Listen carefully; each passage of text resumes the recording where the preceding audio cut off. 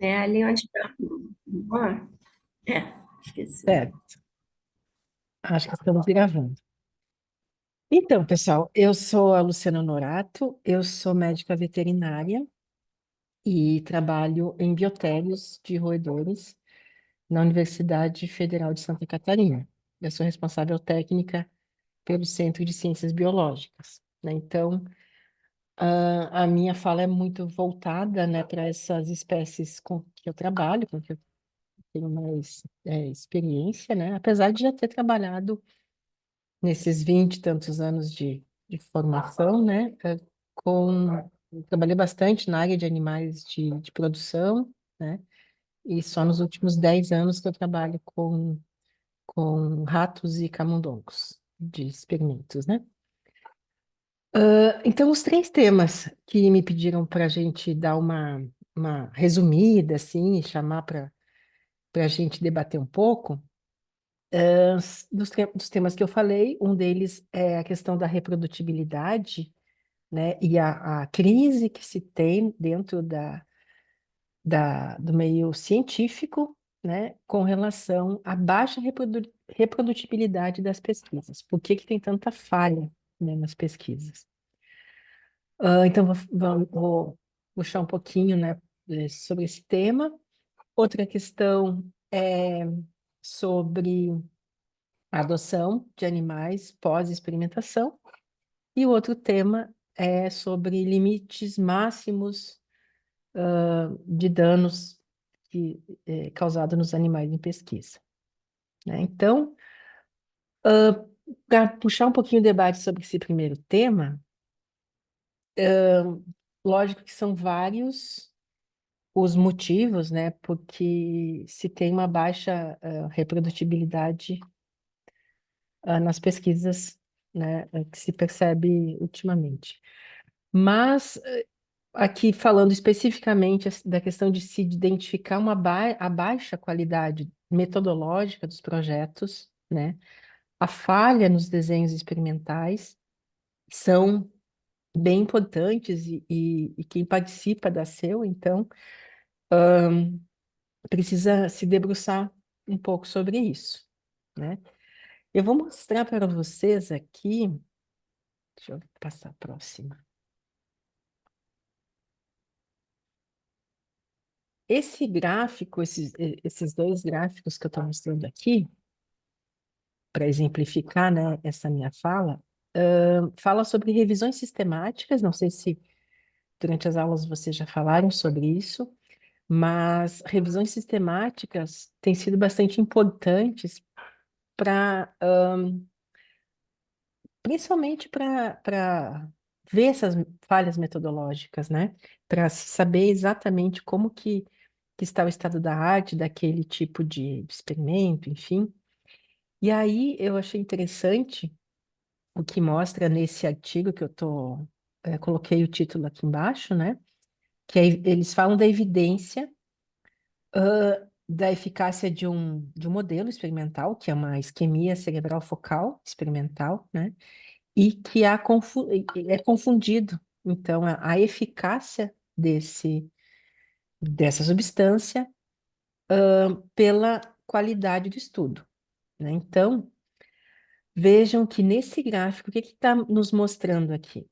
Que quando os animais são alocados de uma forma randomizada no experimento, o que é randomizado?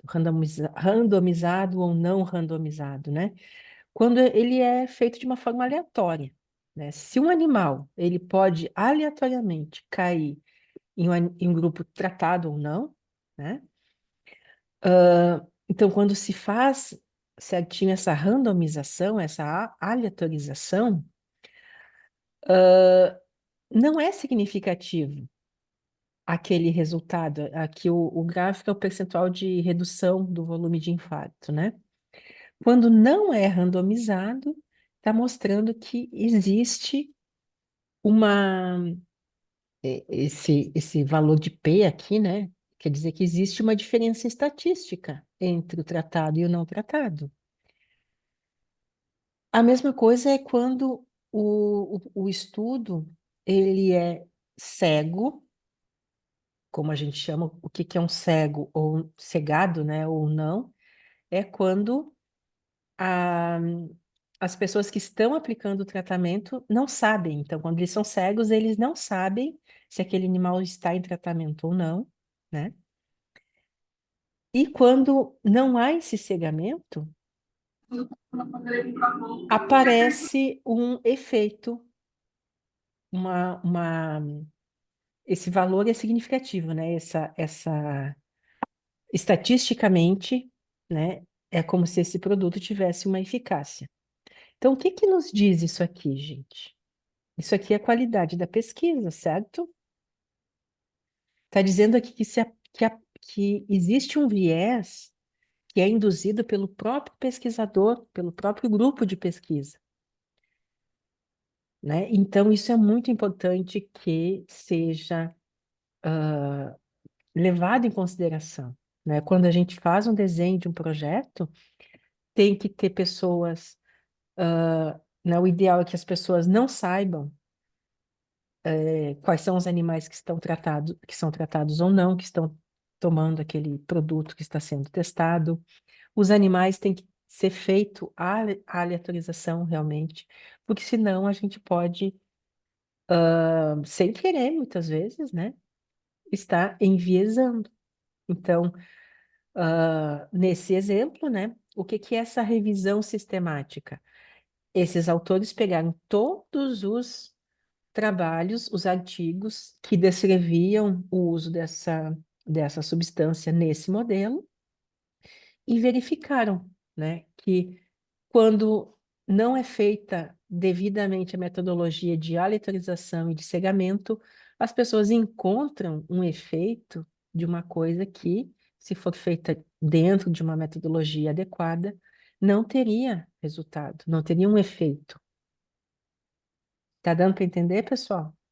Então, quando se foi vendo, né, desde a partir de 2010, que se sabe que teve muito questionamento quanto à reprodutibilidade realmente dos experimentos, alguns autores fizeram um guia para que os pesquisadores seguissem, para ter um certo rigor, né? Então, dentro da descrição dos trabalhos. Então, o guia que foi lançado inicialmente, ele chama Arrive, as iniciais, né, de Arrive, é um guia para que se faça uma boa descrição de, de como foi feito o experimento, de como se publica adequadamente, né? E aí todas as revistas começaram a cobrar dos pesquisadores que tivessem seguido aquele guia chamado Arrive. Isso nós falamos nas aulas. Mas depois foi feito outro guia que se chama Prepare. O Prepare é um checklist também, que faz parte do planejamento da pesquisa, né? Então, ele deve vir antes do Arrive. O Arrive é para quando é um checklist para quando você vai publicar um artigo, mas esse autor do Prepare, ele diz, não adianta a gente ter um guia para saber como publicar, se foi anteriormente foi feito alguma coisa errada, né, na metodologia. Então, o que se pede é que se siga o Prepare, que é um checklist para nos falar sobre o planejamento da pesquisa. E ali, nesses itenzinhos que vocês estão vendo ali, eu acho que o artigo como um todo eu acho que foi disponibilizado para vocês lerem. Infelizmente, ele não tem a tradução em português. O Arrive já tem, fizemos a tradução para português há uns anos, mas ele tem todas essas questões mais, esses detalhamentos, né, de metodológicos para que se tenha uma melhor qualidade nas pesquisas, certo? Então, isso era o que tinha para falar para vocês sobre a primeira parte.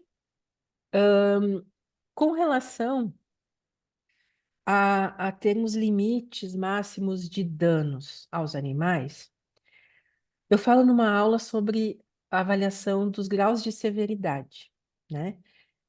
Que a nossa normativa do CONSEA, ela tentou aproximar com as normativas internacionais. Então, a diretiva que eu coloco aqui, a diretiva de 2010 da União Europeia, é bem próxima do que nós temos na nossa normativa, né? Então,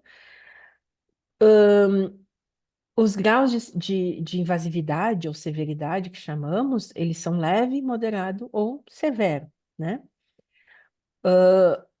Eu estou destacando aqui o que a gente chama de moderado, são aqueles procedimentos executados em animais que vão lhe causar alguma dor ou sofrimento ou angústia, considerado moderado de curta duração, ou quando eles são leves, são pequenos procedimentos, mas que são de longa duração. Ou são vários tipos de procedimentos leves que a gente chama de severidade cumulativa, né? No montante do que ele vai sofrer, ele se torna moderado, né? E o severo são aqueles procedimentos que causam uma dor grave, né? Ou são aqueles procedimentos que são considerados moderados, mas de longa duração, né? Então, é o grau máximo que temos. Só que a normativa. Ai, deixa eu ir vendo aqui o que que vocês estão falando no chat. De repente tem algum questionamento. Bom, a normativa, a diretiva europeia, ela traz um, no seu texto, né, que procedimentos que podem causar ao animal dor intensa, sofrimento ou angústia, que provavelmente será de longa duração e que não pode ser aliviada, são proibidos, né? Então, esse é o texto dessa diretiva. E no Brasil, nós não temos esse texto, essa limitação. Então, o que a gente pede é quando se faça uma avaliação, a gente tenha essa noção de que qual é o limite que se vai admitir, né, de sofrimento ao animal. Nós fizemos recentemente, nós produzimos, a Ana Sarques e a Karen, um texto a respeito disso, né? Ah, na aula que vocês vão ver sobre graus de invasividade, eu falo bastante sobre esse princípio ético, que eu considero, assim, essencial quando se faz uso de animais, é de que nenhum dano, que os animais não sofram nenhum dano que seja desnecessário, ou seja, não faz parte da, da pesquisa, não deveria fazer parte do objetivo da pesquisa, né? Então, se para chegar ao objetivo da pesquisa eu não precisaria de um sofrimento, né? E a gente está aplicando, e eu trago aqui um exemplo claro que se vê muitas vezes nos projetos de pesquisa, é quando se tem que administrar uma substância por via oral em um rato ou um camundongo, né? E como é que se fazia tradicionalmente? Se faz muito e há muita resistência a respeito disso. Se pega aquela substância, introduz, coloca uma seringa, né? Isso aqui a gente chama de gavagem, que é utilizar uma sonda esofágica. Com essa sonda, esse produto vai ser depositado diretamente no estômago do animal. Então, sempre que se tem ingestão, administração oral, né? Sempre se fez esse tipo de introdução. Esse procedimento ele é considerado leve, porque você introduz aquela sonda no esôfago e vai colocar a substância, retira. É considerado leve, mas imaginem você, se todo santo dia, durante vários e vários e vários dias, esse animal tenha que ter essa sonda. Isso se torna moderado e pode se tornar, inclusive, grave. Por quê? Porque tem risco de vários acidentes com esse animal, né? Além disso, os animais, eles é bem importante que se saiba, né, que os roedores, a principal forma de comunicação deles é por frequências ultrassônicas que não são audíveis aos nossos ouvidos. Então, eu comprei um aparelhinho que ele é um detector de morcegos, que ele transforma a frequência ultrassônica em frequência audível aos nossos ouvidos, tá? E aí, dessa forma, eu consigo ouvir aquilo que sem esse aparelho a gente não ouviria, mas que entre os animais eles estão comunicando. E aí, baseado em vários estudos já de frequências ultrassônicas, se sabe que quando ela é em torno de 20 kHz, a gente ouve como um apito, e são apitos longos, e isso significa que esse animal está expressando emoções negativas, tá? Eu vou passar aqui para vocês um videozinho onde uma pessoa estava treinando esses animais, tá? E aparentemente, se a gente não tem o aparelho, parece que eles estão tranquilos, né? Mas eles estão emitindo aquela vocalização ultrassônica.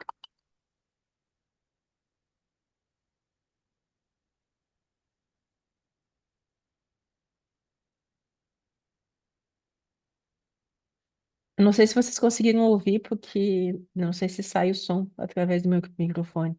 Não, eu acho que aqui no aplicativo eu tenho que ajustar aplicativo shares. Eu acho que agora eu vou conseguir que vocês ouçam.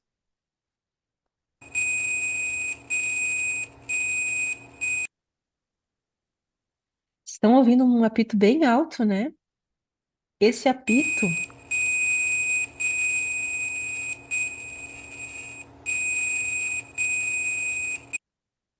a gente só consegue ouvir com esse aparelho, senão sem o aparelho, eles estão em completo silêncio. Então, e como eles estão paradinhos, né, quietinhos, as pessoas acham que eles estão habituando. Então, a gente não pode. Eu gosto de mostrar isso assim, para a gente perceber, né? Quando faz mal ao animal, quando ele se sente desconfortável, ele não vai habituar facilmente, ele simplesmente vai desistir de reagir, né? Bom, mas vamos seguir.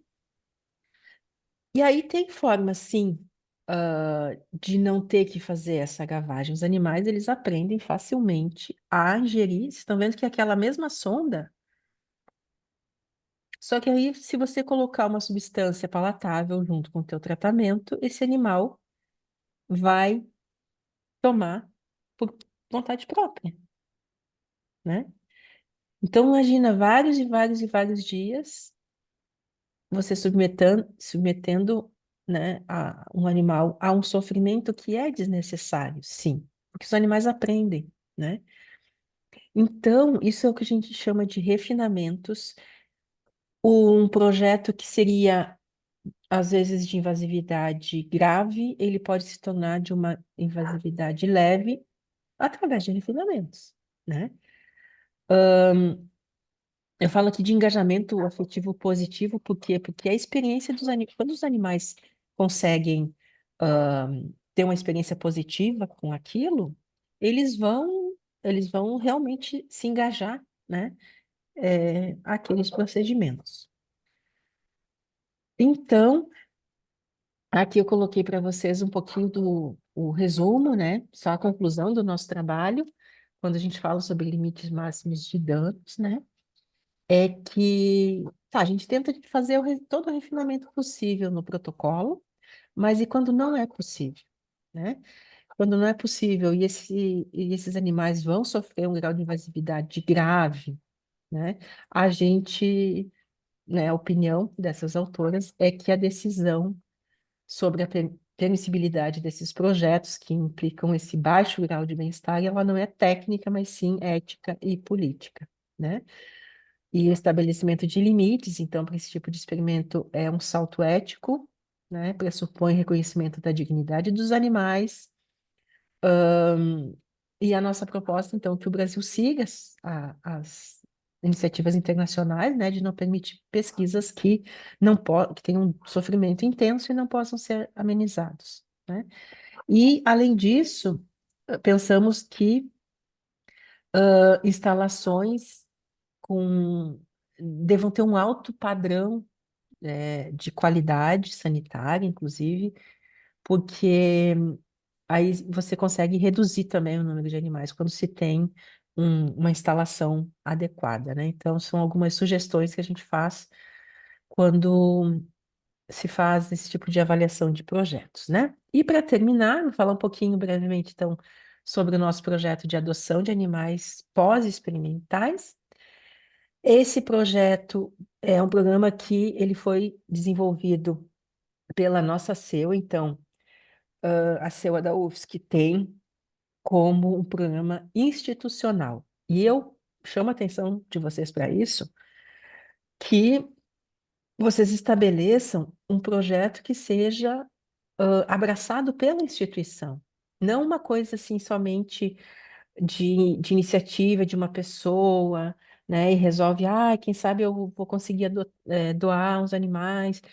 Isso tem que estar no papel, porque muitas vezes as adoções acontecem de uma forma rápida, né? Os animais não têm muito tempo para ficar esperando. E quem permite que os animais sejam adotados é a CEUA, né? Vejam Hum, que eu recortei aqui a Lei Arouca, né? O artigo 14 da Lei Arouca fala que, excepcionalmente, quando os animais utilizados não forem submetidos à eutanásia, eles podem sair, né, do biotério após ser ouvida a CEUA, né? A CEUA tem que estabelecer como é que se faz essas adoções. Então, é um processo que fica bastante burocrático se você resolver fazer, tem um animal e vamos ver como é que funciona. Não, pensem, né? O que que eu fiz aqui na nossa CEUA? A gente escreveu um projeto, fizemos um guia para os adotantes, né? Quais são os critérios que o adotante tem que ter, quais são os critérios que o animal tem que ter para poder ser adotado, enfim. E aí se estabelece, bom, a CEUA tem esse projeto. E aí, sempre que ocorrer o projeto, ocorrer a possibilidade de animais serem adotados, já existe, né? Não precisa todo aquele trâmite, é simplesmente o veterinário responsável que vai fazer a liberação dessa adoção para os adotantes. Certo, pessoal? Eu vou parar o compartilhamento, que a ideia era isso, fazer uma meia horinha de uma fala inicial, né? Ai, deixa eu parar aqui.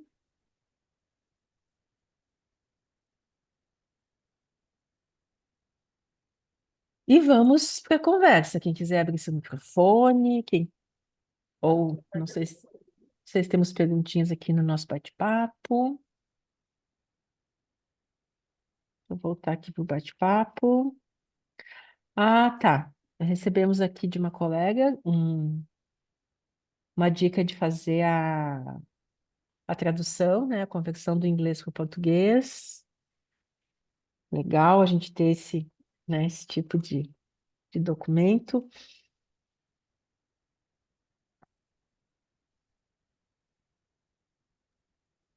Oi, eu gostaria de fazer uma pergunta. Sim.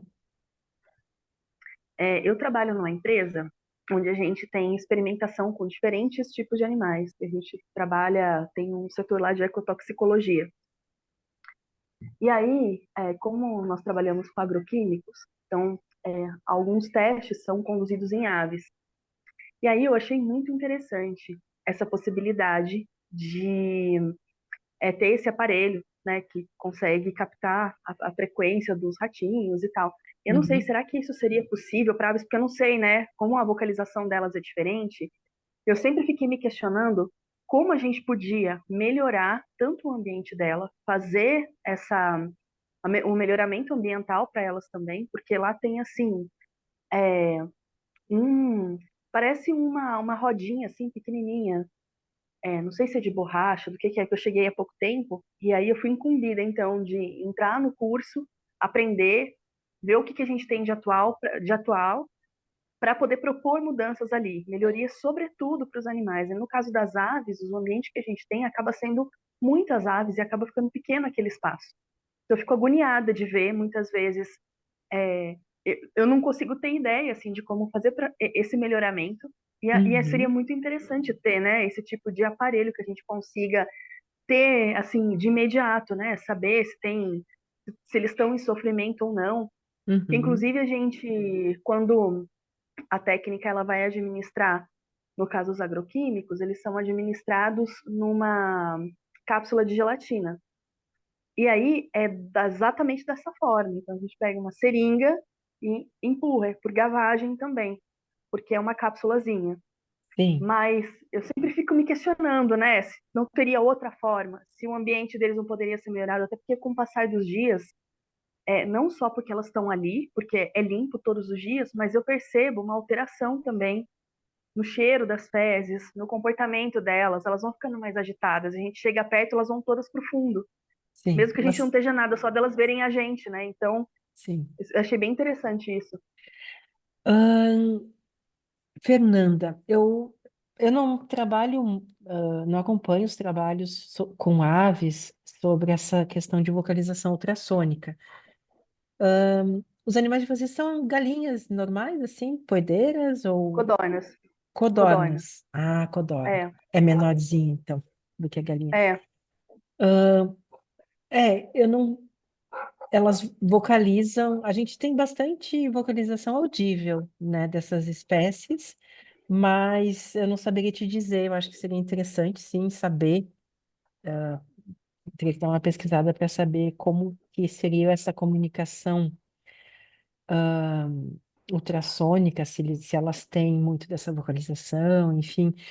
Eu acho que todo, se pensar assim, animais que são presa no ambiente, eles desenvolvem mecanismos de comunicação, a gente chama de dietotransmissores, né? Que são importantes para que dentro da espécie eles consigam se comunicar. Então, o rato, ele emite aquele apito porque é um alarme, né? Ele emite um alarme para que os outros possam fugir, né? É uma coisa assim.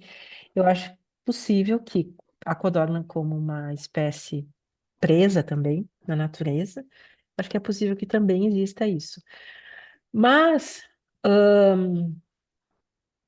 eu acho que a princípio o que vocês poderiam pensar são nos enriquecimentos ambientais e esses refinamentos, né? Enriquecimento ambiental também é um tipo de são refinamentos, né? Para ver assim quais são as necessidades básicas dessa espécie, se elas. Porque para galinhas a gente sabe que elas gostam de puleiros, então se coloca puleiros, se coloca ninhos, né? Tem que ver quais são os recursos que as codornas valorizam, né, na natureza, o que que elas gostam. Elas gostam de fazer ninho, então elas gostariam de ter também recursos de ninho. Isso melhora, né, o enriquecimento ambiental melhora sobremaneira o bem-estar dos animais. E para que não ocorra, não tenha que ficar sempre fazendo gavagem, eles também, né, são espécies que aprendem a, a colaborar, ingerir uma substância sem que se tenha, né, que fazer essa ingestão forçada. Principalmente assim, se você conseguir colocar num líquido esse teu produto. Não sei se seria uma forma de conseguir, né? Para roedores, quando não é líquido, a gente pode também. Tem outros vídeos ali que mostra a gente colocando umas pastinhas na boca deles. A gente coloca uma pastinha, né? O produto em alguma coisa, em Nutella, em doce de leite, enfim, em alguma coisa que seja palatável, em geleia, e que aí os animais conseguem ingerir de uma maneira mais tranquila, né? Eu não sei se essas gavagens têm muito risco de dar erro nos animais, ou se você percebe ela de uma forma mais tranquila. Não, assim, do que eu vi até hoje, inclusive, quem faz a gavagem é só uma técnica lá, e ela é bastante experiente com isso. E ela Ah, depois, inclusive, ela tem o cuidado de fazer carinho na garganta e tal, uhum, porque os bichinhos ficam muito assustados, né? tá. Porque é uma coisa agressiva, porque mesmo que a seringa seja, né, bem fininha, ainda assim você Uhum, tem que introduzir ela praticamente inteira, né? Por mais que seja sim. comprido ali, deve ficar um pouco, né? O que a gente pode fazer, o que eu gosto de fazer também, é dar uma recompensa, porque eles conseguem também associar, eu vou passar por uma coisa que é ruim, mas eu vou ter uma recompensa legal depois. Então, eu dou uma sementinha de girassol, tem que fazer uma injeção. Injeção sempre é chato, né? Tem que fazer a injeção, mas depois ele vai ganhar uma sementinha de girassol. Eles começam a te associar com uma coisa boa, né? É uma das Ah, que formas. legal. A Maria Aparecida colocou aqui que até onde sei, codornas não emitem ultrassom. Então já seria uma dificuldade. Até onde eu sei, elas não emitem, única ave que pode emitir um ultrassom seriam os corujas, mas elas têm um Hum, comportamento totalmente diferente. Codornas, galinhas, essas aves mais domésticas, elas não frequência do que eles emitem ao dia. Agora, o próprio comportamento das codornas, que se as pessoas chegam, elas vão todas para o fundo, significa que elas não estão confortáveis, né? é, Então, poderia ver o que fazer para melhorar essa condição. eu acho que essa parte de treinamento com alguma coisa agradável, né? Acho que principalmente também de observar mesmo o que elas gostam na natureza e oferecer, porque o enriquecimento que foi feito com essa rodinha, que é simplesmente para bicar, não significa que esteja ali que elas vão usar aquilo, que toda ave vai entender que aquela rodinha é para ela brincar. Ela está estressada, né? Sim. Então, eu achei bem interessante, assim, né? São possibilidades diferentes para pensar e colocar um ambiente melhor para elas, com certeza. Eu falei do aparelhinho do ultrassom, Uhum, mas na verdade isso me despertou para uma ideia, né? Porque, assim, deve ter na literatura, principalmente né, com os etólogos e tudo mais, uhum, deve ter algum padrão algo de comportamento, de vocalização que indique algum estresse mais intenso, né? Que a gente possa passar a prestar atenção também. uhum. Eu achei interessante o que a Maria falou, que pelo comportamento a gente pode, né, perceber, né, com os Aham. ratos e camundongos também. A gente tem uma escala de expressão facial. Quando eles ficam com as orelhinhas baixas junto à cabeça, você não precisa ter um leitor de né, leitor de frequência ali, porque você sabe, aquela orelhinha caidinha junto à cabeça, bem junto da cabeça, significa desconforto, né? Ele pode não estar fugindo de você, porque o rato, e aves também fazem bastante o freezing, né? De ficar paradinho, congelado. Não Sim. significa que ele está bem, né? Ele simplesmente é uma forma de não mostrar que está ali, né? Enfim, de tentar despistar. Mas, então tem que ver quais são os comportamentos que podem te indicar esse desconforto delas, certo? Tem mais? É, eu tinha uma coisa aí para falar, acho que eu levantei a mão até. São Desculpa que eu não tô vendo as mãozinhas aqui. Pode Ah, é? falar. Então tá, se não tem ninguém. Então, ainda é sobre a gavagem e essa substituição, né? Na instituição que eu sou da CEUA, né, que eu pertenço, tem uma reação muito grande dos cientistas em acrescentarem algum elemento, né, alimento, qualquer coisa, que não esteja lá dentro do programado, né, para a espécie. Então, assim, por exemplo, tem algumas, realmente, algumas pesquisas, por exemplo, com diabetes. Então, você não pode acrescentar alguma coisa com mais açúcar, porque vai afetar ali os parâmetros que eles têm. Vai afetar os parâmetros, mas poderia ser incluído também, né? Uhum, Mas a gente vê que não tem, assim, muita boa vontade, né? Então, eu acho que era importante que tivesse, assim, por exemplo, para a gavagem, um alimento, alguma coisa que fosse palatável para eles, mas que tivesse teor nulo de açúcar, né? Talvez adoçante, alguma coisa assim, né? Porque tem que atrair. Uhum. Que não tivesse pouca proteína, baixo teor de proteína, baixo teor de açúcar, baixo teor de gordura. Quer dizer, tudo Uhum. o que eles vão dizer que vai afetar a pesquisa, porque você introduz aquilo. Um outro problema que a gente encontra, que é paralelo a esse, é a questão da eutanásia por deslocamento cervical, até às vezes assim, é bem sério, né? Sem anestesia, sem anestésico. Ah, porque o anestésico vai afetar, depois tem que retirar tais órgãos e tal. Então, eu acho assim que teria que ter é, produtos ou uma divulgação maior de coisas que não afetem tanto, assim, quer dizer, que não vão modificar tantos parâmetros da pesquisa, né? Agora, por outro lado, eu já sugeri também, em alguns casos, que, tá bom, então, aplicar isso vai alterar o parâmetro, vai subir a glicose, sei lá, vai fazer alguma coisa, né?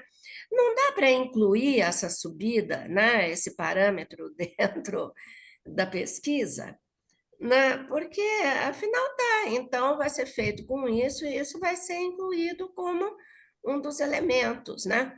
Uhum. Mas não, então é assim, qualquer coisa que você sugere, que seria um alimento ou algum medicamento, alguma coisa para ser inoculado, e que não está no protocolo do cientista, ele acha que vai interferir nos resultados dele e ele não faz. Ele já justifica que não, que vai alterar os resultados de pesquisa, né? Então, você não consegue praticamente incluir nada como sugestão.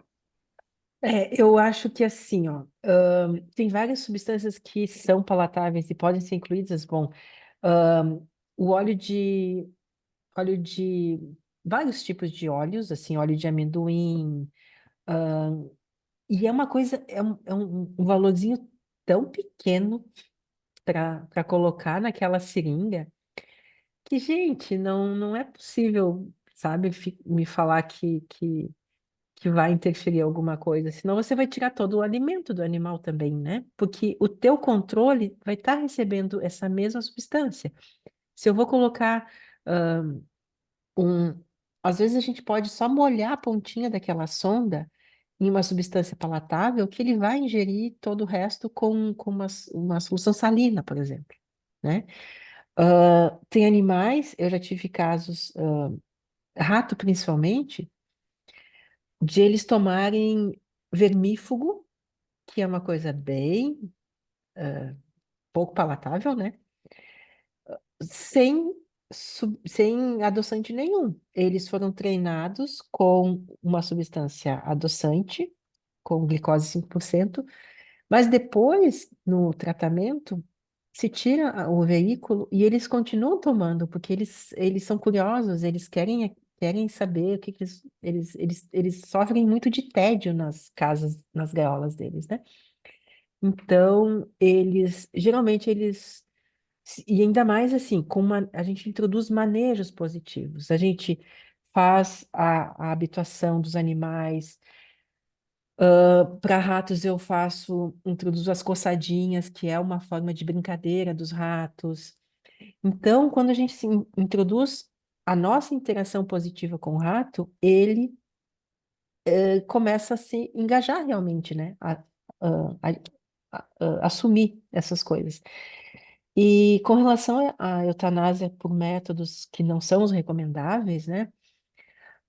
Muitas vezes se diz, isso interfere no meu experimento, mas não se dá nenhuma prova, sabe? O pessoal, o que a gente tem feito muito assim, não, então mostre, né, com artigos e tudo mais, e quais são os produtos então que poderiam ser usados, que não interfeririam, né? Então tem que dar uma certa situada, muitas vezes, né, no pessoal.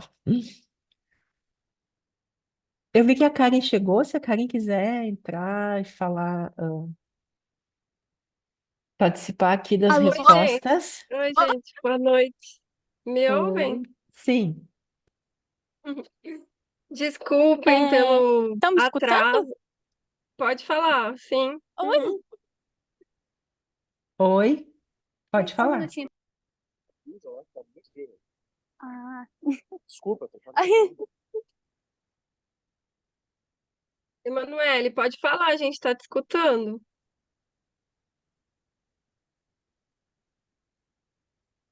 Enquanto ela não fala, tem uma pergunta aqui que da Lee Youngrid. Todo trabalho experimental é preciso um grupo controle ou existe exceção que permita não ter, sem o risco do viés? Pergunto isso pensando na tentativa de reduzir o N de animais. Muito boa essa tua pergunta, porque sempre se tem, né, tradicionalmente, grupos controles. Mas isso tem sido bastante questionado e tem sido aceito trabalho sem esses grupos de controles quando você demonstra. Você pode pegar de literatura, enfim, existem formas, né, de não se ter necessariamente alguns tipos de controle, tá? Tradicionalmente, sim, se diz, tem que ter, você vai fazer um tratado e um não tratado, tá? Mas, mas às vezes você tem, deixa eu dar um exemplo aqui. Vai, Ah, a gente já conversou. tem alguém chamando? Já mamou, já comeu. Acho que é sem querer, né? Eu não consigo mutar, acho que você consegue. Tá. Tá mudo agora. Ahn, então, um exemplo assim de controle que tem se questionado é, vai fazer o tratamento de um medicamento, de um produto que é para dor, né? Então, para ver se funciona como analgésico. Aí tem um outro controle que não vai tomar aquele analgésico. E aí tem um grupo que vai tomar carprofeno, né? Que é um analgésico clássico. Não tem por que ter aquele grupo com aquele analgésico clássico, né? E, enfim, tem. Não sei se Karen quer complementar. Então, gente, queria pedir desculpa pelo atraso e agradecer a Luciana por não só por ter participado, por estar participando, mas também por ter começado com vocês, né? Tive uns problemas. Muito obrigada, Lu. É, sobre essa questão do controle, eu acho que hoje em dia a gente tem, como a Bianca trouxe, né, e outros professores também, a gente tem novas perspectivas, novas formas de pensar nas metodologias. E nem toda pesquisa é igual, né? Então, eu acho que a gente está se desenvolvendo um pouco nesse sentido de ter ideias melhores para cada caso, porque tem casos que dá para não ter, né? Que não precisa. Aí, sobre essa questão do refinamento, primeiro, né? Se a gente pensar, será que essa pesquisa realmente precisa ser feita? Será que ela realmente é justificável? E aí, chegando à conclusão que sim, que não tem outro jeito. Eu acho, né, Lu, não sei se você concorda, que o refinamento, essa parte de refinamento, é uma das áreas que mais tem coisa, mais tem publicação, novidade, porque a etologia é uma ciência muito recente, né, da década de 70 e a partir de 73, 75 que foi realmente reconhecida como ciência. Então a gente tem coisas assim muito novas todo dia saindo. E esses periódicos acadêmicos, não sei se vocês estão familiarizados, mas a gente tem revista especializada em bem-estar animal, bem-estar de cada espécie. Tem uma revista que chama Sem Ciência, que é as Animal Science, que é incrível, assim, todo dia tem publicação nova falando sobre métodos de avaliação de bem-estar animal, métodos de avaliação de dor, Ai, formas de minha melhorar, velhinha. né, as condições dos Minha animais. E acho que velhinha. é uma coisa que a Luciana foca bastante, e acho que vale a pena também reiterar, é que no passado, quando a gente começou a falar dessa questão de refinamento, do sofrimento, né, dos animais, a gente só falava em coisas para minimizar o sofrimento, né? Aí a gente problematizava, por exemplo, experimentos com alto grau de invasividade. Só que agora a gente já está, talvez, numa segunda geração de estudos de etologia e bem-estar animal que estão focados em promover felicidade também. Então, não é simplesmente evitar o sofrimento, evitar os danos, né? Esses indivíduos que existem e que a gente colocou no mundo, a gente é responsável, né, pela qualidade de vida deles, eles também querem uma vida boa, não simplesmente não sofrer, né? E acho que é isso. Não sei o é, se vocês já conversaram outras coisas, depois eu vou assistir desde o comecinho, mas só isso que eu queria acrescentar. Eu acho que a Emanuele queria falar e não sei se ela conseguiu. Ai, oi, perdão. Se eu atrapalhei alguma hora a palestra, eu gostaria de saber se, assim, tem referências de artigos atuais e afins sobre a guarda responsável e a questão dos animais de rua, cães, gatos.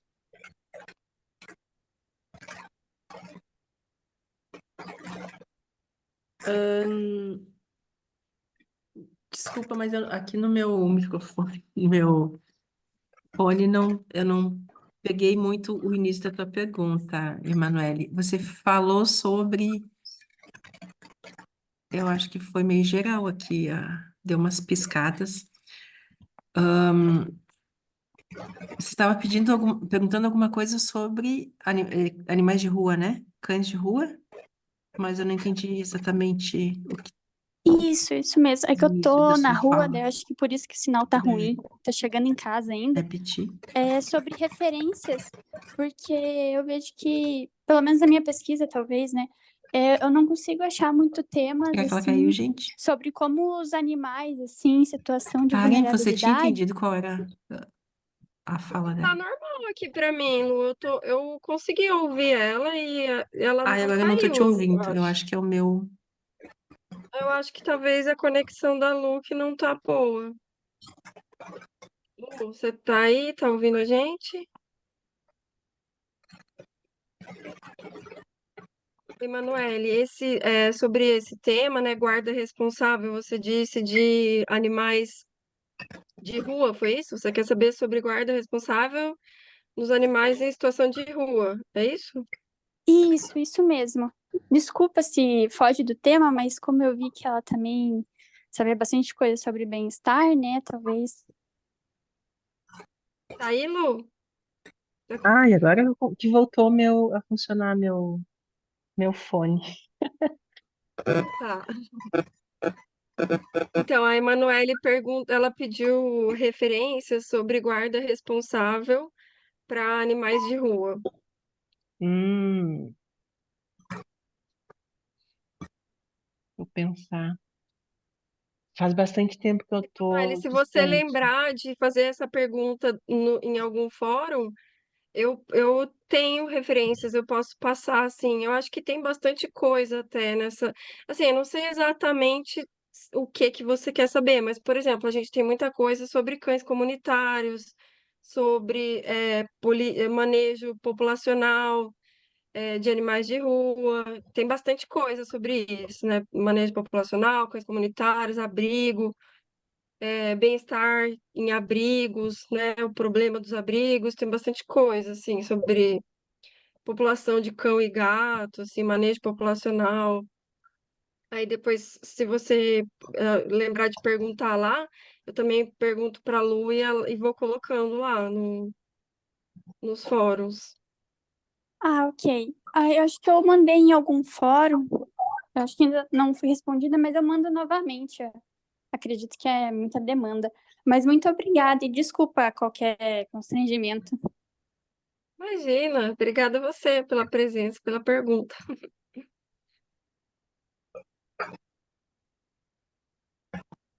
Acho que tinha alguém tentando falar, né, Lu? Uma outra pessoa. Zé tá cortando. Não sei se é o meu ou se é a pessoa que está tentando falar.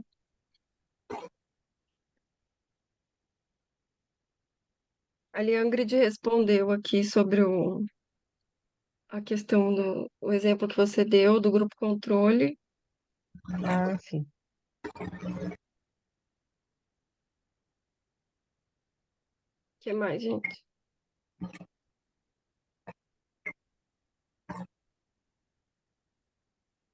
No início eu perguntei, Karen, se todos já tinham assistido a aula, né? Mas eu acho que muitos ainda não conseguiram, porque foi disponibilizada ontem.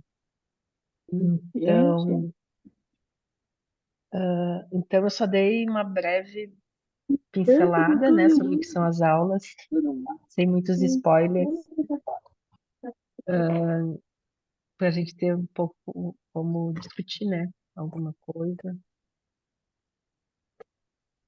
Enquanto o pessoal vai pensando em alguma outra pergunta, eu estava aqui pensando que no caso das codornas e galinhas, talvez, né, em experimentação, é, eu acho que é bastante possível. Eu encontrei aqui alguns artigos, enquanto você estava falando, eu já fui procurando, de métodos de substituir a.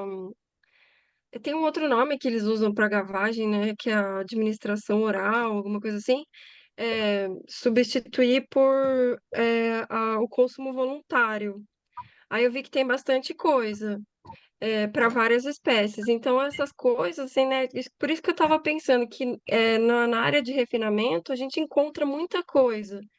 Então, tipo, sempre procurando no Google Scholar, agora tem o Chat GPT que ajuda também, e os outros, né, de inteligência artificial, dá para procurar, assim, métodos que substituem a gavagem ou métodos menos invasivos para alimentação. Eu vi que tem bastante coisa. Temos uma mãozinha levantada aqui. Acho Ah, que Não Maria sei. foi. Eugênia. Maria Eugênia. Então, eu vi também no que você colocou lá, da questão da adoção, né? Eu até pus ali num fórum alguns comentários, né? Porque eu tive uma experiência, mas que eu não achei que foi muito boa, mas ela foi há 50 anos atrás, né? Muito tempo.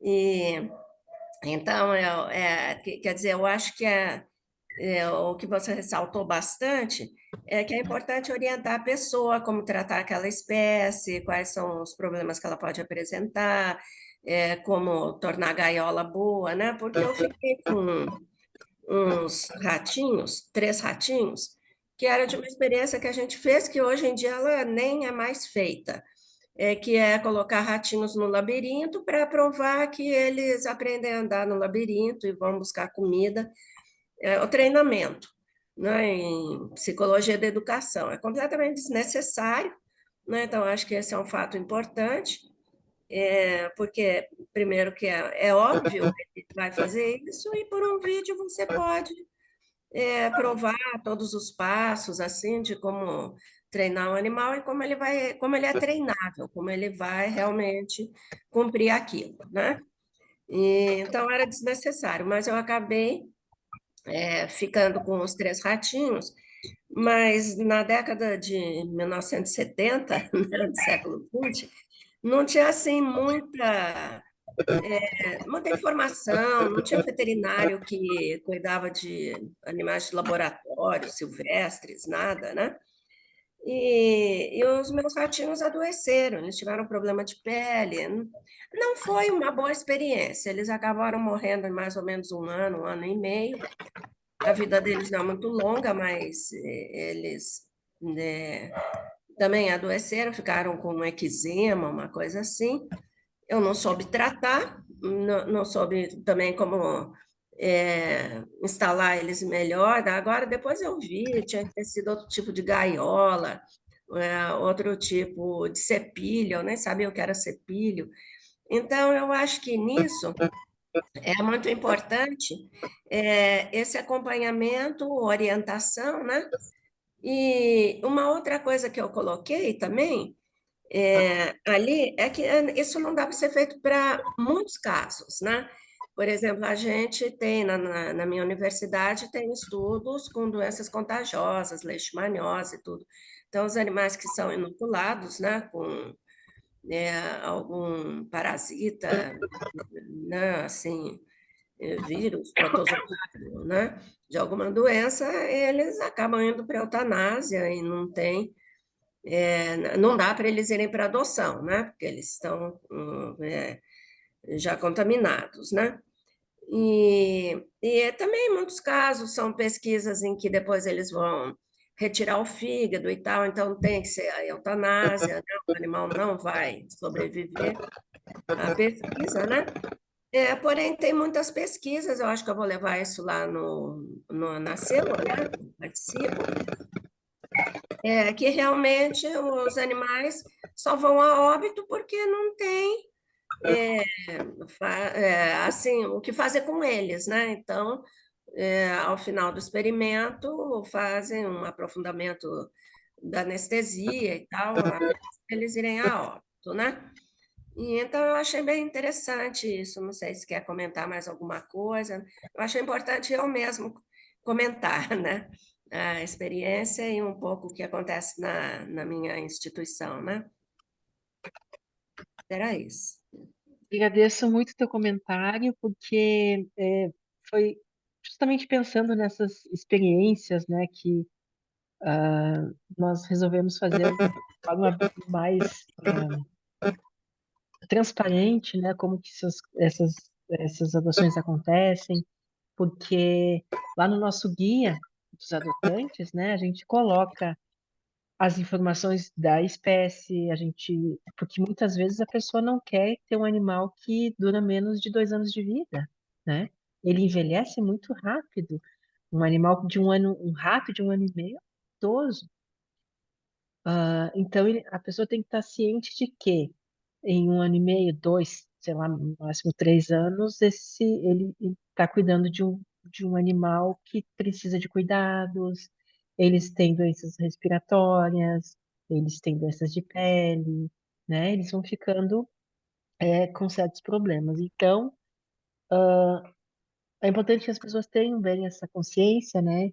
E, e, e a gente coloca também quais são os critérios, né? Então, animais que tenham passado por qualquer doença infecciosa, ou transgênicos, ou enfim, são bem poucos os animais que são realmente adotáveis, né? Depois de um experimento, e são bem poucas as pessoas que têm essa característica de poder ser um adotante.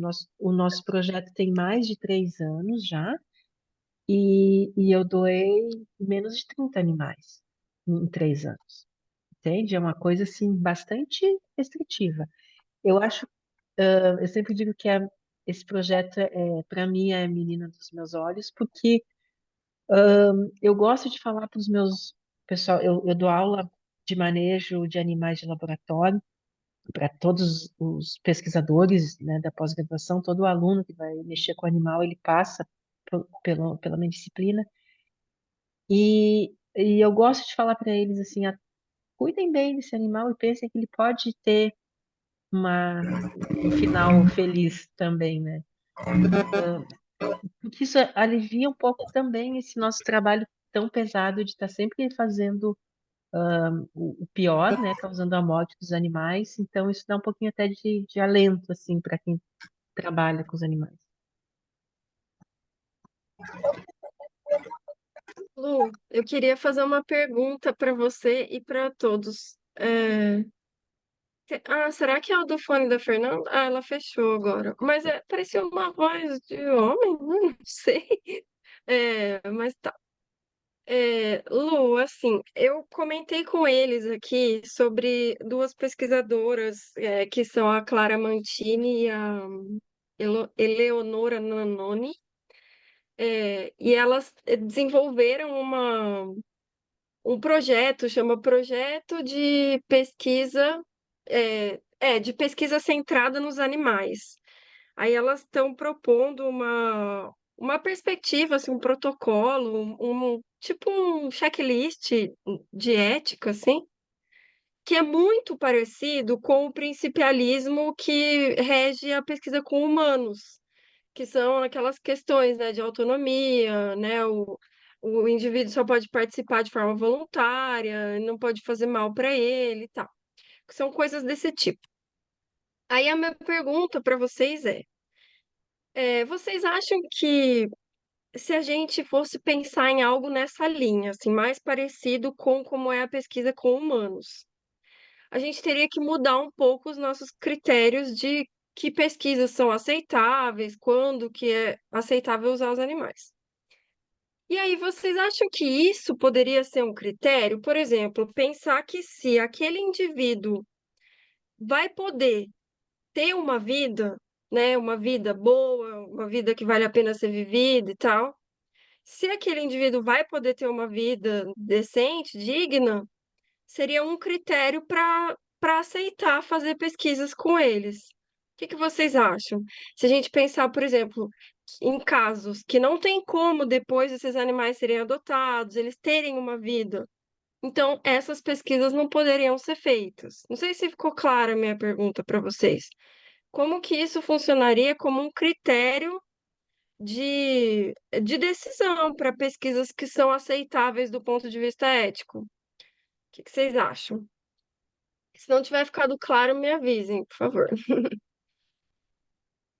Eu entendi, mas é que eu acho que teria que mudar todo o formato de pesquisa, porque, por exemplo, muitos dos animais se tira, além de serem mortos, eles são mortos porque precisa retirar o fígado para alguma coisa, ou o cérebro, geralmente. Eu trabalho bastante com o pessoal da neurociências. Eles vão lá tirar aquele cérebro para fazer uma, uma análise. Então, eu acho que teria que ter uma mudança que seria muito radical nesse sentido, para conseguir. Sim, sim. Aí só para acrescentar uma coisa, parece que a gente não consegue é, incorporar assim nesse contexto do uso de animais em pesquisa, a gente não consegue trazer muito essa ideia de limite. Tipo assim, você falou, teria que mudar muito. Sim, teria coisa que não poderia ser feita. Será que por que, né, a gente não consegue, a gente não aceita essa ideia de que algumas pesquisas, muitas, na verdade, não poderiam mais ser feitas, simplesmente não poderiam mais ser feitas? Será que é o medo de não avançar cientificamente, ou será que a gente se sente impelido a não abrir mão ou não retroceder em nenhum aspecto? Como que é isso, né? O que vocês pensam sobre essa questão dessa dificuldade da gente simplesmente dizer essas pesquisas não dão mais, porque a gente sabe muita coisa do ponto de vista ético e científico para conseguir continuar fazendo isso? Acho que a Fernanda levantou a mão. Eu acho que, bom, na minha realidade, por exemplo, também Ah, tá cortando. tá cortando? Tá cortando. Bom, Hum. Vocês também não ouvem ela? vocês me escutam bem? Não? Acho que ela vai explodir. O foninho tá com interferência, eu acho. Aí ele não dá pra ouvir. Acho que sim. Vocês me escutam bem agora? Agora sim, agora foi. Ah, sim. Eu tava com o foninho porque as minhas crianças estão aqui perto e às vezes eles ficam falando junto. Desculpa. Na minha realidade, por exemplo, que eu tô na indústria, tem coisas que eu vejo, até por conta de já ter trabalhado com inteligência artificial, tem muitas coisas que a gente poderia testar, é até uma coisa que eu tenho proposto lá, porque a gente já tem um arcabouço teórico tão grande que determinadas coisas, mesmo no caso, né, de agrotóxico, que você tem os guides internacionais que precisam que seja feito testes em diferentes grupos de seres vivos. Mas existem moléculas cujo o comportamento nesses mesmos grupos de animais, as moléculas elas são muito parecidas. Tudo bem que existe a interação e tudo mais, mas tem muita coisa que a gente poderia resolver ou diminuir bastante com inteligência artificial. Uma vez que a gente já tem os resultados, a gente já conhece o comportamento, já sabe mais ou menos qual é o padrão. E você pode simular situações diferentes. Mas aí tem uma questão de que, além de já ter um guide que é internacional, né, um guia internacional que prevê isso, também a gente está falando de uma indústria que tem muito dinheiro aí. Né? Não é só o agrotóxico, mas as indústrias que fazem os testes. Então, eu acho que a questão econômica também ela é uma questão importante para pensar nesses limites, sabe? Porque ainda quando a gente está dentro da academia, talvez a gente tenha mais possibilidade para o contraditório, para a gente poder discutir se realmente é necessário. Mas quando você está na indústria, você tem que seguir determinadas coisas, você propor o contraditório, talvez seja tão contraditório que você não consiga existir, aí você tem um poder econômico aí atrás que está sobrepondo a necessidade de sobrevivência dos próprios animais, sabe? De dignidade deles. Então isso é muito complicado, né?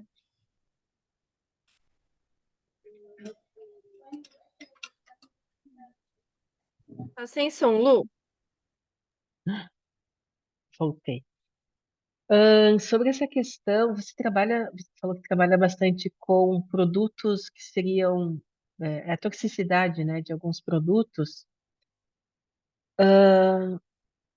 E eu acho que assim, a gente tem bastante, você já falou, né, de inteligência artificial e tal. Tem algumas, depois eu posso passar para a Karen alguns links que são bancos de dados gigantescos, então tu pode fazer um trabalho em sílico imenso sobre qualquer produto que você imaginar.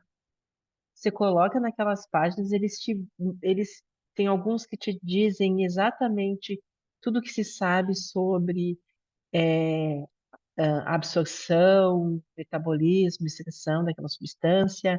Outro te diz qual é que, pela molécula, né, pela sua estrutura, onde que poderia estar agindo, ligando ou não, enfim. Eu acho que esse trabalho anterior tem que ser feito antes de se chegar no animal, né? E tem muita coisa, já tem muito estudo de todas essas moléculas, e a indústria ainda segue muitas vezes, né, testando diretamente no animal.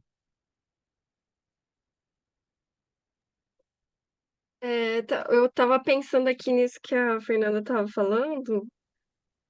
Eu concordo muito, assim, e eu acho que não só é mais difícil, né, para a indústria por causa de suas motivações e tudo mais, né, como a universidade, né, o meio acadêmico tem um pouco essa proposta de iniciar coisas, né, de investigar, tem uma curiosidade científica também, nem sempre uma pressão, né, de alguém econômica, mas sim de descoberta. E eu acho que por isso a universidade e o meio acadêmico têm essa responsabilidade de fazer isso e de mostrar essas possibilidades, porque a indústria vai seguir quando se tornar conveniente, não tem outra lógica para a indústria, né? É assim. E eu acho que a universidade, focada em pesquisa, em devolver para a sociedade, em trazer o bem para a sociedade, tem que tornar isso viável de alguma forma. Isso que a Lu comentou dos bancos de dados, a ciência de dados é uma área muito promissora, muito, muito, muito. Não só nessa parte de toxicologia, de substâncias, de conseguir, em fração de segundos, ultrapassar, assim, a velocidade que as coisas seriam feitas em laboratório e tal, mas também com os dados de saúde que já existem. Eu acho que, eu não sei, talvez a CEUA que a Maria Eugênia participa tenha um pouco esse tipo de estudo pelo que ela trouxe, coisas de diabetes, por exemplo, síndrome metabólica, doenças. Eu lembro que a Maria Eugênia comentou também que ela fica bastante incomodada com doenças que são provocadas, né? Provocar doenças, fazer infecções experimentais. Se a gente usasse ciência de dados, simplesmente eliminar tudo isso, essas coisas de fisiológicas, síndrome metabólica, doenças infecciosas, porque a gente teria os dados do mundo inteiro cruzando, né, fazendo estatística, a gente iria conseguir descobrir coisas extremamente minuciosas, assim, tipo, no caso da síndrome metabólica, né? Eu já vi estudos assim, provocando síndrome metabólica em ratos para testar o efeito da atividade física em fêmeas grávidas. Síndrome metabólica a gente tem de monte, né? Imagina se a gente pegasse esses dados do mundo inteiro. Imagina a quantidade de coisa que daria para descobrir. Fêmeas grávidas, e atividade física são coisas que todas as pessoas estão fazendo no mundo o tempo todo, né? Síndrome metabólica é super prevalente em praticamente todas as populações industrializadas hoje em dia. Então, né? Tudo isso já daria para ir lá no laboratório, vai lá provocar síndrome metabólica no rato, que é bem diferente do ser humano, e ainda a síndrome metabólica provocada numa situação experimental é bem diferente da síndrome metabólica como ela ocorre na vida, né? Que é para onde, no fim das contas, a gente quer aplicar os resultados. Sepse, a mesma coisa, todos esses modelos de sepse, tudo isso daria para resolver muito com ciência de dados. Pode falar, Liangrid, desculpa, que eu me alonguei aqui. Não, eu tava prestando atenção no que você tava falando e tava também montando sobre o que você falou, me instigou, né, de questionamento de caso, se caso fosse estipular que se não desse para poder dar um destino correto para esses animais, não tem pesquisa. Acho que isso ia incomodar muita gente. E a princípio, sobre o seu questionamento de se isso seria um medo assim, de retardo de pesquisa, também eu acho que é um receio, mas também vejo. Eu não assisti o módulo de cálculo de amostras, eu fui no último, daquele que foi feito por chips, foi esse último módulo que eu assisti. E, nossa, eu fiquei estupenda, eu falei, meu Deus do céu. E todas essas coisas, essas inovações foram a partir de restrições que foram colocadas. Acho que a partir do momento que você tem um desconforto ou alguma crise ou alguma coisa que você coloca a prova, a teste, começa as pessoas a procurarem soluções. Então, a partir do momento, qual que seria o problema? Animais não podem ser usados para pesquisa se não tiverem um destino. Esse é um problema. Aí vai começar a aparecer pessoas procurando por soluções, vai começar pesquisas pensando em soluções.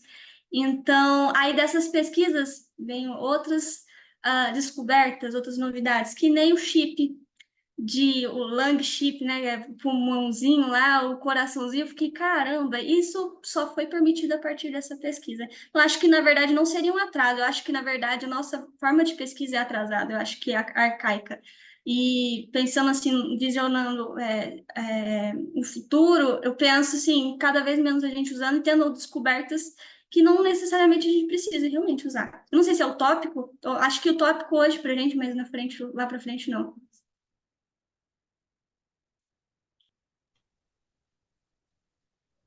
É, Lu, desculpa, pode falar. eu tinha só uma coisa para completar, eu acho que completa isso depois. Até assim, o negócio da indução, né? Da enfermidade, que eu acho que isso é muito antiético. Então, as pesquisas com diabetes, que eu conheço, quer dizer, já passaram muitas por mim, de indução de inflamação, indução de infecção, inflamação grave, do ratinho ficar com a pata imensa, latejando, né? E aí, no caso, o grupo que mais sofre justamente o grupo controle, porque o grupo controle não vai ter o medicamento. E ele não pode ter nada, ele não pode ter o medicamento e ele não pode ter também um paliativo. Então, eu acho que aí seriam pesquisas que não poderiam ser feitas, ela é muito antiética, né? Porque o grupo que vai ser tratado, vai ser bem ou mal, mas vai passar ali por uma intervenção de alguma coisa que deve dar algum resultado. melhor ou pior, mas dá. E porque se está sendo testada, é porque já se sabe que alguma coisa aquilo funciona, né? Um pouco funciona. Mas o grupo controle não, o grupo controle não pode ter nada, ele não pode ter nem paliativo e nem ele vai receber a droga que vai curar, né? Que seria para reduzir os males, né? Então eu acho que tem que avaliar mesmo essas pesquisas, elas nem poderiam ser feitas, elas são muito antiéticas mesmo. Queria fazer mais uma pergunta aqui, pegando o gancho da Maria Eugênia, que pegou o gancho que a gente já tinha trazido. É, Lu, o que que você acha, assim, como seria uma CEUA que está preocupada com tudo isso que a gente está falando e essa questão que você trouxe do limite superior de dano, juntando com o que a Maria Eugênia falou, uma CEUA que estabelecesse que, é, seguindo muito assim a linha da pesquisa com humanos, que se não é possível aliviar o sofrimento, ou se o sofrimento é muito intenso, então nesses casos, esses grupos controles, tal, é uma CEUA que estabelecesse que essas pesquisas não poderiam ser feitas. Uma CEUA que decidiu, assistiu aqui, o coordenador da CEUA, a coordenadora, assistiu o nosso curso, ficou incomodado, se reuniu com a CEUA e falou: gente, vamos estabelecer um limite superior de danos aqui para nossa CEUA. O Conselho não obrigou, é, mas a CEUA quis fazer. E, Lu, o que que você acha? Primeiro, a CEUA poderia fazer isso. Isso a gente pode pensar junto. É, e você veria isso com bons olhos? Tipo assim, pensa o quanto de pesquisa que seria automaticamente já não mais possível. Vamos pensar na instituição da Maria Eugênia. Vamos imaginar.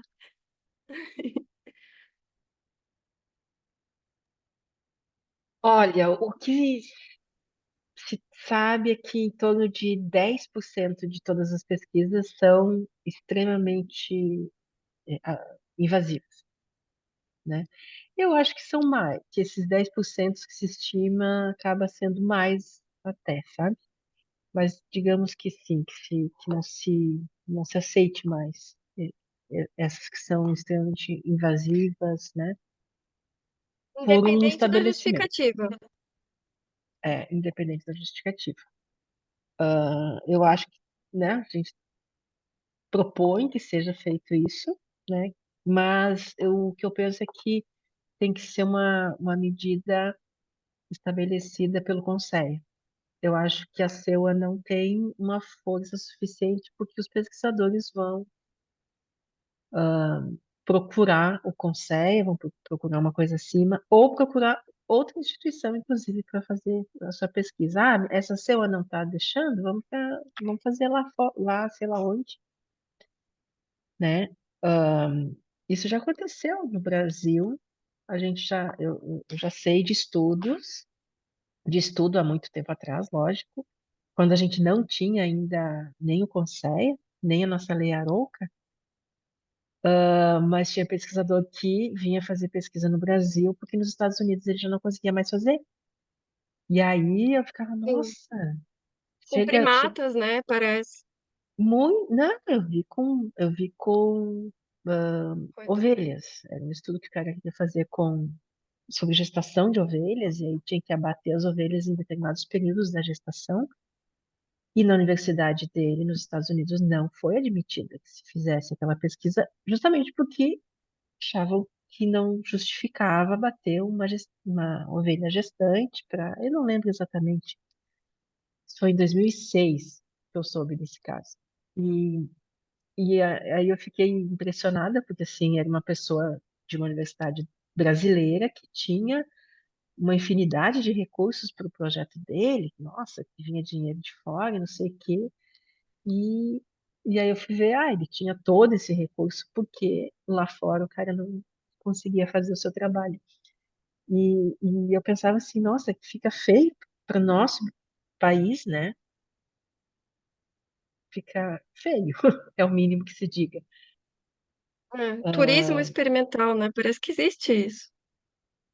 Não sei se é essa palavra, mas eu já ouvi alguma coisa desse tipo, assim, que tem gente que faz isso, que vem pra cá porque aqui pode mais do que tal. isso acontecia. Eu acho que hoje, assim, o Conceia tenta aproximar bastante, né? Se criou lei, se tem Conceia, faz várias normativas. O Conceia, eu acho que tem algumas normativas que são até mais rigorosas do que outras internacionais, assim. Uhum. Mas eu acho que a gente teria que ter isso de uma maneira formalizada pelo Conceia, a meu ver, sabe? Porque Sim, assim mas a gente não hum, tem, não tem muita, acho que não tem muita saída. mas pelo cenário que você imaginou, assim, tipo, se uma CEUA tentasse, provavelmente os membros não iam concordar, né? Eu acho que você imaginou esse cenário, que é o que eu imagino também, que é o que provavelmente iria Nossa. acontecer, né? Não dá nem para imaginar. Mas imaginemos que os membros todos da CEUA concordassem. Eu entendo que a CEUA poderia sim fazer isso. Não tem nada que impeça, no meu entendimento, por meio assim, das diretrizes e pela lei, não tem nada que impeça isso. Se isso é verdade, e se é verdade também o que a Lu antecipou, né, que provavelmente os pesquisadores não iriam topar, então teria que ser uma regra, teria que ser obrigatório. Então, se isso é verdade, parece que os pesquisadores, os membros de CEUA, têm um papel até mais importante que o do Conceia, às vezes, assim, pensando bem. Eu, não, eu penso, estou dizendo isso porque, Acho que é, não. não, assim, o que eu quero dizer, não que tem o poder, não Depois eu tem, queria porque se o falar, mas Conceia... pode terminar. Pode falar, pode falar. Não, pode terminar. Então, é que eu fiquei pensando, olha a importância de conseguir, da gente encontrar e das pessoas e dos membros de SEUA serem pessoas conscientes, preocupadas, dispostas, abertas, atualizadas, é, por dentro das questões todas. Olha a importância, porque isso poderia acontecer amanhã. Tipo, alguém, qualquer pessoa de uma SEUA poderia amanhã chegar na SEUA e falar, gente, vamos mudar isso aqui? E a partir da semana que vem tá mudado. Isso poderia acontecer amanhã, tá na mão das pessoas. Só não acontece porque esses membros, quem são os membros? Os pesquisadores. Então quer dizer que a gente não está vendo uma mudança de fato importante e relevante que traria muitos avanços só porque os membros não estão dispostos, não querem, não concordam. E aí, só uma coisa que eu queria falar naquela hora, é... fugiu. Pode falar, Maria Eugênia, eu esqueci o que que era. Então, vou até falar um pouco da minha experiência, nem falo a minha instituição, mas é assim, nós temos o nosso grupo de SEUA, a maior parte dos membros já estão lá há mais de 15 anos, inclusive eu. Nós somos muito amigos, é um grupo que já evoluiu muito, é um grupo bom, quer dizer, a gente procura trabalhar bem, não por exemplo, e nem sempre eu represento a Sociedade Protetora dos Animais, porque eu sou, agora, inclusive, eu estou como representante do centro, né? Porque cada centro tem o seu representante, do Centro de Ciências Humanas, que, claro, é um que faz poucas experiências, ou nenhuma, mas fazem algumas na psicologia, mas muito pouco, né? E, mas é um grupo unido. Só que nós esbarramos no Conceia, porque quando a gente fala assim, vamos tomar tal iniciativa e fazer isso, daí vai até a questão da eutanásia por método restrito. Método restrito é aquilo que eu falei, né? Você fazer decapitação sem anestesia, porque a pesquisa não pode entrar anestesia, e a pessoa justifica, né? E daí você quer barrar aquilo, e daí o Conselho permite, daí o Conselho tem ali escrito que pode naquelas condições, né? E a pessoa acaba justificando, ela enrola, enrola, mas ela justifica aquilo, né? E então eu acho que de um lado, o Conselho é muito bom porque ele fez todas as resoluções e ele organiza, né, todo o material, tem as publicações, quer dizer, a gente se baseia muito no Conselho e isso é bom. Mas, por outro lado, o que o Conselho ainda permite, a gente não consegue bater de frente com aquilo, né? Vai dizer assim, mas onde é que o Conselho fala que isso não pode? É a primeira coisa que o pesquisador pergunta, né? Então, realmente, eu acho que parte do Conselho a estabelecer regras um pouco mais restritivas, né? Principalmente com relação à eutanásia, aquela método restrito, aquilo não podia existir, né? Então, daí você pode fazer qualquer coisa sem dar anestesia, nem sedação, nem nada, nem uma sedação leve, nem nada, a sangue frio, né? E então eu acho que eu quando leio assim as coisas do Conselho, algumas coisas tá muito atrasado, são muito revoltantes e elas não facilitam, não é porque eu estou numa CEUA que é super legal, assim, quer dizer, dentro do possível, né? Sempre tem um ou dois membros assim que são mais refratários, né? Mas no geral é muito boa, tem gente lá que está mais de 15 anos, inclusive eu, e mesmo assim a gente não consegue avançar em algumas coisas.